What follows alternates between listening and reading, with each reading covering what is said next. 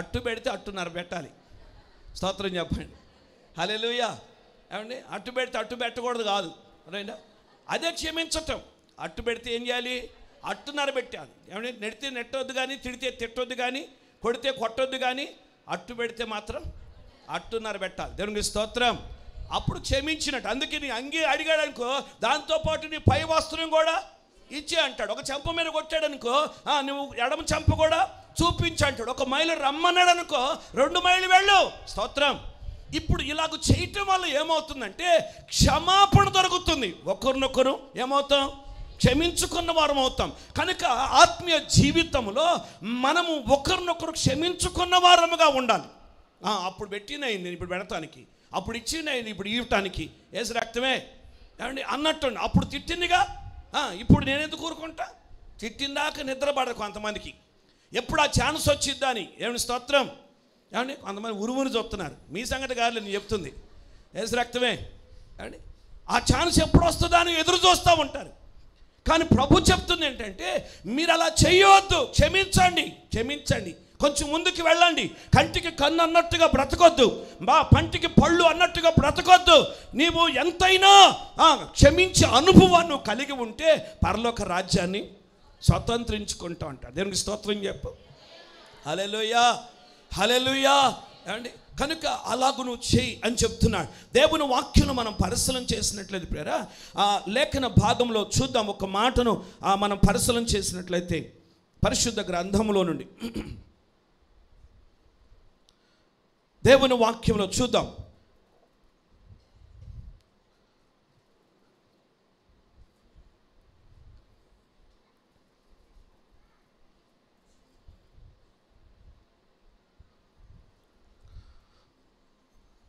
పేతురు రాసిన మొదటి పత్రిక 3వ అధ్యాయం 9వ వచనం చదవండి.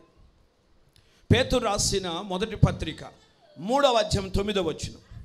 ఆశీర్వాదమునకు వారసులు అవుటకు మీరు పిలువబడితిరి గనుక కీడుకు ప్రతి కీడైనను దూషణకు ప్రతి దూషణైనను చేయక దీవించుడి. స్తోత్రం. మనం ఎందుకు పిలువబడ్డామంట? అది అపోస్తలుడైన పేతురు రాస్తున్నాడు. మీరు ఆశీర్వాదము, అది ఆశీర్వాదానికి వారసులు అవ్వటకు పిలువబడ్డారు. ఆశీర్వాదానికి వారసులు అవటానికి మీరు పిలువబడ్డారు కనుక మీరు ఆశీర్వాదానికి వారసులు అవ్వాలి.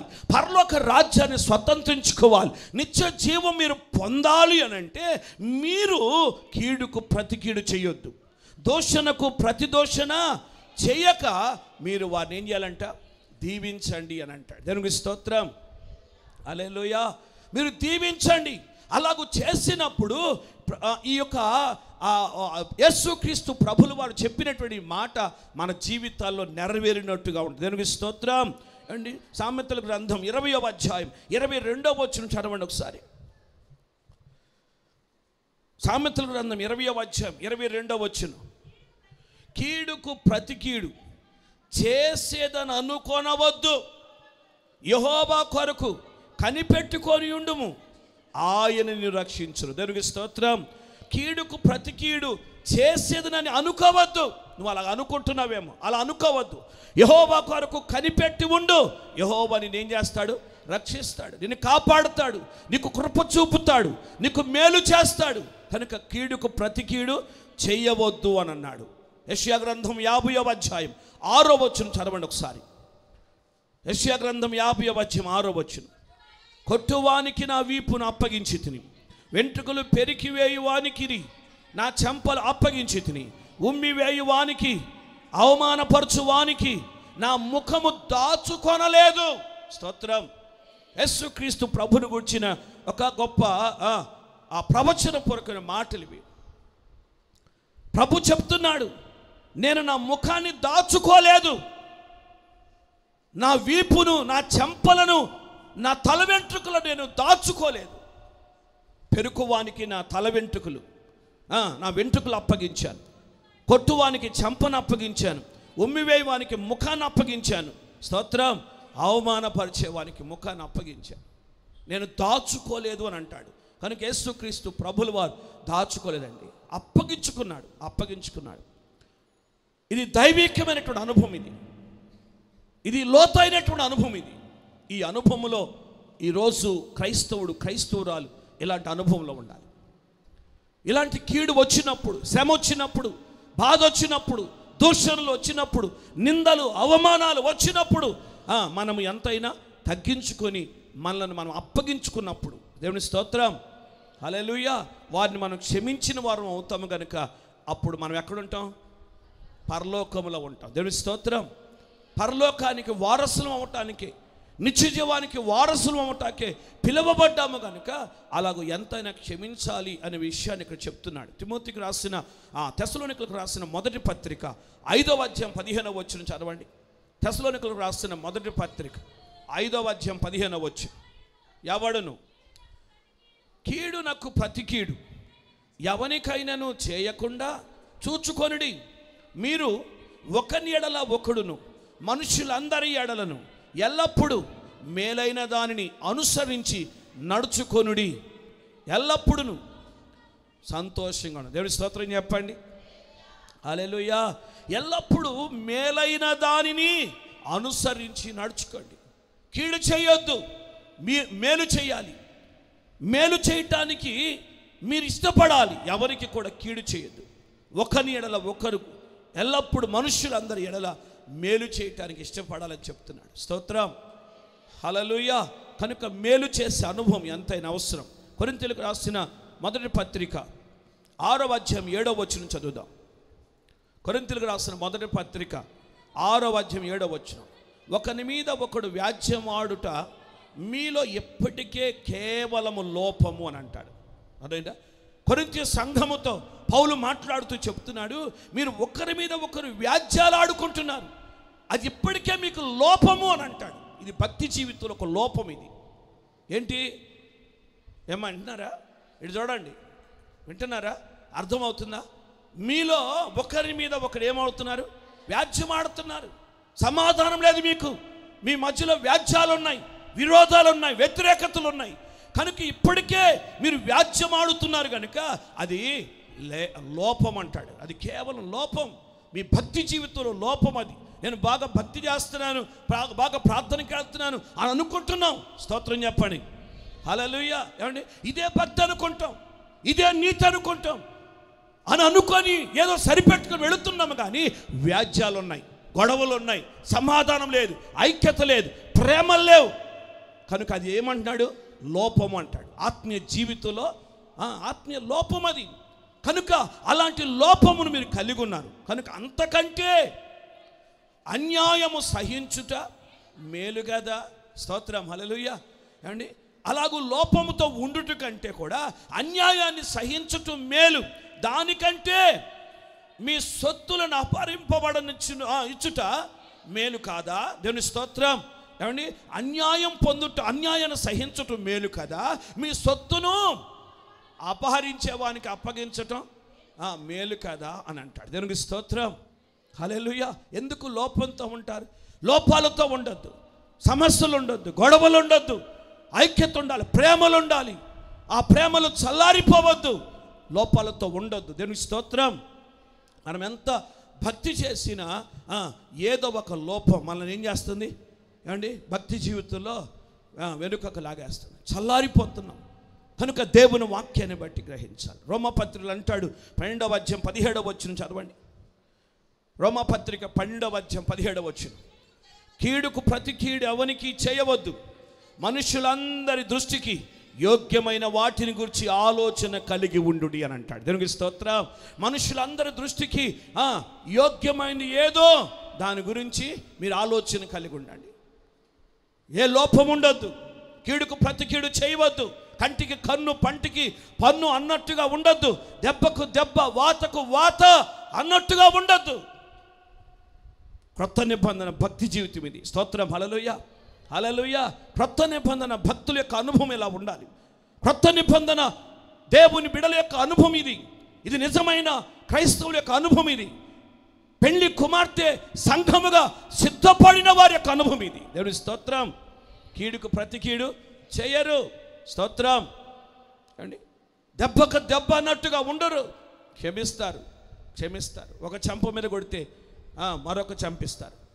చెప్పండి, ఒక వస్త్రాన్ని దోచుకుంటే పై వస్త్రం కూడా ఇస్తారు.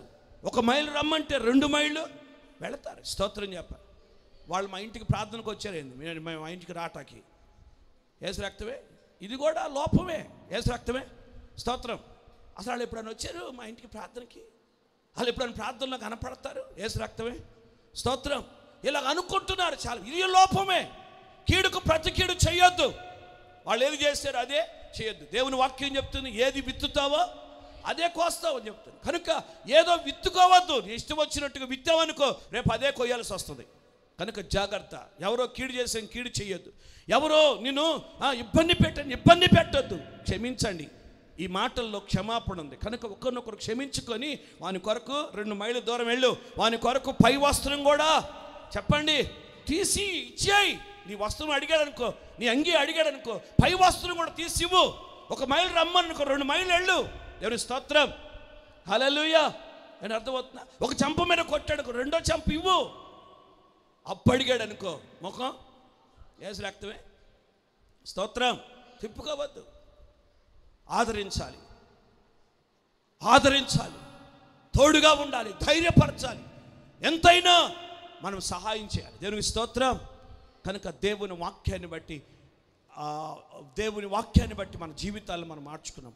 మనం తగ్గించుకున్నప్పుడు యేసుక్రీస్తు ప్రభుల వారు ఆయన తగ్గించుకుని అప్పగించుకున్నాడు. కనుక ఆ వాక్యం ఆయన నెరవేర్చాడు. ఆయన చెప్పాడు, ఆ వాక్యాన్ని తన జీవితంలో నెరవేరింది. ఆ వాక్యం నెరవేరింది. కనుక మనము కూడా మన జీవితాల్లో ఆ మాటను నెరవేర్చుకుంటే దేవుని స్తోత్రం, పరలోక రాజ్యంలో ఉంటాం, పరలోక రాజ్యాన్ని స్వతంత్రించుకుంటాం. కనుక అలాంటి కృప దేవుడు నాకు దయచేయాలి అని ప్రార్థన చేయాలి. ప్రభా, నేను కీడుకు ప్రతికీడు చేసేనేమో, ఎవరైనా నేను బాధ పెట్టేనేమో, ఇప్పటికే నేను లోపముతో భక్తి జీవితంలో ఉన్నానేమో. నా లోపాలు సరిచేయి, నా బ్రతుకును సరిచేయి. నీ వాక్యానికి నేను లోబడతా, నీ మాట వింటాను ప్రభా. కీడుకు ప్రతి కీడు చేయను, కంటికి కన్ను, పంటికి పన్ను అని చెప్పను, దెబ్బకు దెబ్బ అని చెప్పను. లోబడతానయ్యా, తగ్గించుకుంటానయ్యా అని చెప్పి ఒక తీర్మానం చేసుకు. ఈరోజు దేవుడు నిన్ను ఆశీర్వదిస్తాడు, దేవుడు నీకు కృప చూపుతాడు. హల్లెలూయా. పరలోక రాజ్యంలో ఉంటాం. మనం పిలువబడింది దేని కొరకంట చెప్పండి? ఆశీర్వాదానికి వారసులు అవటానికి.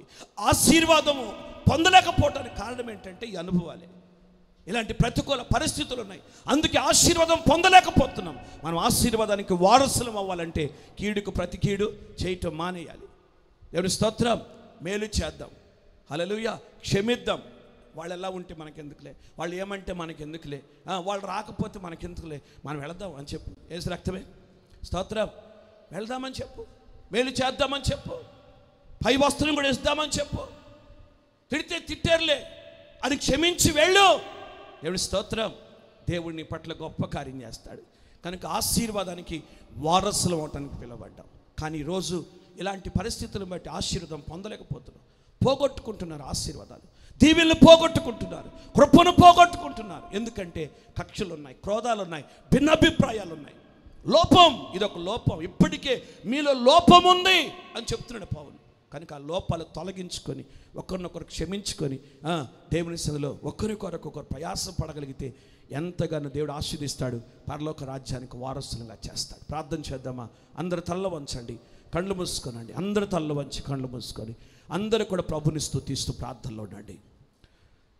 నేరము చేయని నీవు ఈ ఘోర పాపి కొరకు భారమైన సిలువ మోయలేక మోసావు. నేరము చేయని నీవు ఈ ఘోర పాపి కొరకు భారమైన సిలువ మోయలేక మోసావు. కొరడాలు చెల్లని చీల్చెని నీ సుందర దేహమునే. కొరడాలు చెల్లని చీల్చెని నీ సుందర దేహమునే. తడిపెను నీ తనువునే రుధిరంపు దారనే.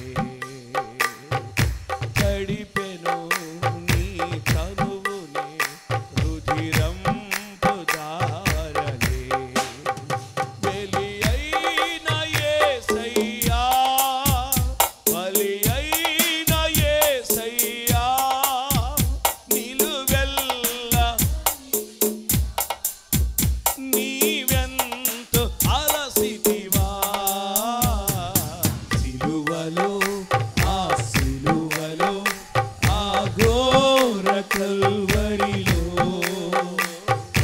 తులువల మధ్యలో వేలాడిన యేసయ్యా, తులువల మధ్యలో వేలాడిన యేసయ్యా. తులువల మధ్యలో వేలాడాడు, నిలువెల్లా నలిగిపోయాడు. కొట్టువానికి తన వీపును అప్పగించాడు, ఉమ్మి వేసేవానికి ముఖాన్ని అప్పగించాడు, పెరుగువానికి గడ్డను అప్పగించాడు. నిలువెల్లా నలిగిపోయాడు యేసయ్య. మాదిరికరమైన జీవితం ప్రభు జీవించాడు. క్రీస్తుని పోలి నడుచుకుందాం, క్షమించుదాం, ఒకరినొకరు క్షమిద్దాం. మనం ఆశీర్వాదానికే వారసులు ఉండడానికి పిలువబడ్డాం, కానీ మనము శాపానికి కాదు, శాపం కొరకు కాదు మనం పిలువబడింది, ఆశీర్వాదం కొరకు. ఆ ఆశీర్వాదాన్ని అనుభవించాలి. పరలోక రాజ్యాన్ని స్వతంత్రించుకోవాలంటే కంటికి కన్ను, పంటికి పళ్ళు, దెబ్బకు దెబ్బ, కీడుకు ప్రతి కీడు అన్నట్టుగా ఉండద్దు. వాటన్నిటిని విడిచిపెట్టాలి, క్షమించాలి. మరొక చంపిచ్చి చూడు, పై వస్త్రం కూడా ఇచ్చి చూడు, 2 మైళ్ళు నడిచి చూడు, అప్పిచ్చి చూడు, ప్రభు నిన్ను ఆశీర్వదిస్తాడు, నీకు కృప చూపుతాడు, ఎన్నో గొప్ప కార్యాలు చేస్తాడు. చెప్తారా? 2 చేతులెత్తి స్తోత్రాలు చెప్పండి. అందరూ చెప్పండి, స్తోత్రాలు చెప్పండి. అందరూ స్తోత్రాలు చెప్పండి.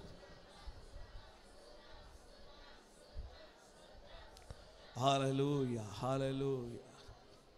చెప్పబడిన వాక్యాన్ని బట్టి పెద్దలు సిల్వన్ గారు వచ్చి ప్రార్థన చేస్తారు. అందరం ప్రార్థనలు ఏకీభవించుదాం, ప్రభుని స్తుతిద్దాం. అందరం కూడా ప్రభుని స్తుతిద్దాం. ప్రార్థనలో ఉండండి, ఎవరికి వారు తీర్మానం చేసుకోండి. సకల ఆశీర్వాదములకు కారణభూతుడమైన మా దేవా, కృపా కనికరము కలిగిన మా తండ్రి, ఆశ్చర్యకరుడా, ఆలోచనకర్త, నిన్న నేడు నిరంతరం ఏకరీతిగా ఉన్న దేవా, వర్తమాన భవిష్యత్ కాలంలో ఉన్న దేవుడో సజీవుడవు నాయన. మమ్మల్ని మీరు ప్రేమించారు, సజీవుల లెక్కలు ఉంచారు, క్షేమాన్ని ఇచ్చారు, నెమ్మదినిచ్చారు. ప్రభువా, నీ సన్నిధికి నడిపించి పునరుత్థాన దినమందు మీ సన్నిధిలో మిమ్మల్ని పాడి, మిమ్మల్ని స్తుతించి, మిమ్మల్ని ఆరాధించే కృప మాకు మీరు దయచేసినందుకు కొరకై మీకు స్తోత్రం చెల్లిస్తున్నాం. పాటలలో మీరు మహిమ పొందారు నాయన. ఆరాధనలో ఉండి ప్రభువా, మీ బిడ్డలు మీ ఆత్మచేత అభిషేకించినందుకు కొరకై మీకు స్తోత్రం. కీర్తన భాగముల నుండి మీరు మాతో మాట్లాడినందుకు మీకు స్తోత్రం చెల్లిస్తున్నాం. సాక్ష్య భాగంలో మీ బిడ్డలు నిలబెట్టుకొని ప్రభువా, మీరు చేసిన అద్భుత ఆశ్చర్య కార్యాలు, స్వస్థతలను బట్టి మీ సన్నిధిలో మీ బిడ్డలు మిమ్మల్ని స్తుతిస్తూ మహిమపరిచారు నాయన. వారిని ఇంకొన్ని మీరు ఆశీర్వదించి దీవించి వర్ధిల్ల చేయండి ప్రభువా. అలాగే లేఖన భాగంలో దైవజన్ నిలబెట్టుకొని మీరు మాతో మాట్లాడుతున్నారు నాయన. అయ్యా, మేము ఒకరినొకరు క్షమించుకొని క్షమాహృదయము కలిగే ప్రభువా, ఈ లోకంలో జీవించాలని, పరలోక రాజ్య వారసులు అవ్వాలంటే ఇది అవసరమని మీరు మాతో మాట్లాడారు తండ్రి. మీకు స్తోత్రం చెల్లిస్తున్నాం. నిజమే ప్రభువా, మాలో కక్షలు ఉన్నాయి నాయన, ఆవేశం ఉంది ప్రభువా. అయ్యా, మీకు స్తోత్రం నాయన. లేనిది లేదు అంటానికి చెప్పలేమయ్యా. మేము అబద్ధం ఆడుతున్నామని ఒప్పుకుంటున్నాం ప్రభువా. మాలో కక్షలు ఉన్నాయి ప్రభువా, ద్వేషాలు ఉన్నాయి నాయన, మీకు అసూయమైన స్వభావాలు ఉన్నాయి ప్రభువా. అయ్యా, మీకు స్తోత్రము నాయన. మా హృదయాలు మార్చండి, మీ మనసును అర్థం చేసుకునే కృప మాకు దయచేయండి. మీతో మమేకమయ్యే కృప మాకు దయచేయండి. మీ శక్తిని అనుగ్రహించండి ప్రభువా. మీతో నడిచే కృపను మాకు అనుగ్రహించండి నాయన. అయ్యా, మీ లేఖనముల ద్వారా మేము బలపడటానికి మీరు శక్తిని ఇవ్వమని మీ సన్నిధిలో వేడుకుంటున్నాం ప్రభువా. దయ చూపించండి నాయన. మీ కనికరం మాకు కావాలి ప్రభువా. మమ్మల్ని సజీవులుగా మీ చేతులతో ప్రభువా మిమ్మల్ని మీ రూపంలో మమ్మల్ని నిర్మించారు నాయన. మమ్మల్ని బ్రతికిస్తున్నారు, పోషిస్తున్నారు, నడిపిస్తున్నారు ప్రభువా. ఆరోగ్యం ఇచ్చారు, శక్తినిచ్చారు, బలమునిచ్చారు నాయన. అయ్యా, మమ్మల్నిగా మీరు కాపాడి నడిపిస్తున్నారు. మేము విధేయులముగా ఉండలేకపోతున్నామయ్యా. లోకరీతిగా ఉంటున్నాము నాయన. లోకాశలు మాలో ఉన్నవి ప్రభువా. మేము లోబడాలి. మా జీవితాలు మారాలి ప్రభువా. మా బ్రతుకు మారాలి ప్రభువా. మేము ఎదుట సాగిలపడాలి నాయన. ఆ మనసు మాకు రావాలి ప్రభువా. లేఖనాలు మా హృదయాల్లో నీరు కట్టి ఫలింపచేయండి ప్రభువా. మా బ్రతుకులు మార్చమని మీ సన్నిధిలో వేడుకుంటున్నాను. మీకు అంకితమయ్యే జీవితం మాకు నేర్పించండి నాయన. నీతో మమేకమై మీతో అంటుగట్టబడి నడిచే కృప మాకు దయచేయండి ప్రభువా. మీ ఆత్మ ద్వారా మమ్మల్ని నడిపించండి. మీ శక్తితో నింపి నడిపించండి నాయన. లేఖనం అందించిన దైవజనులు మీరు అభిషేకించి బలపరిచి బలమైన ప్రాంతాల్లో మీరు వాడుకోండి నాయన. ఏదో దినమున జరుగుతున్నటువంటి ఆరాధనలన్నింటిలో మీరు బలముగా వాడుకొని మీ బిడ్డలకి నాయన వాక్యం అందించమని మీ సన్నిధిని వేడుకుంటున్నాం. ఈ కోడికని ఇంతవరకు జయకరంగా జరిగించినందుకు మీకు స్తోత్రం చెల్లిస్తున్నాం ప్రభు. ఎందరైతే నీ బిడ్డలు మీ సన్నిధికి వచ్చి మొరపెట్టుకుంటున్నారు, అంతరంగంలో ఉండి ప్రభు నీకు మొరపెట్టుకుంటున్నారు, హృదయాలను అంతరంగంలో పరిశీలించే దేవుడవు నాయన. ఎవరికి ఏ అవసరమో నాకు తెలియదు, కానీ ప్రభు మీకు తెలుసు ప్రభు. వారి అవసరతలు అక్కర్లు ప్రభు మీ మహిమైశ్వర్యములో మీరు తీర్చి ఆశీర్వదించి వరదిల్ల చేయమని ప్రభా, ఈ పునరుత్థాన శక్తి చిత్తములో నడిపించమని మీకే స్తుతి మహిమ ఘనత ప్రభావములు చెల్లిస్తూ యేసు పరిశుద్ధ నామములు అడిగి వేడుకుంటున్నాము తండ్రి, ఆమేన్. హల్లెలూయా. మంచిది. సమయంలో కానుకలు సమర్పించుకుందాం. ఒక పాట పాడుతుండగా అందరూ కూడా మరి మీ హృదయపూర్వకమైన కానుకలు దేవునికి సమర్పించి ప్రభు నామాన్ని మహిమపరచాలి మనం చేస్తున్నాం. Praise the lord.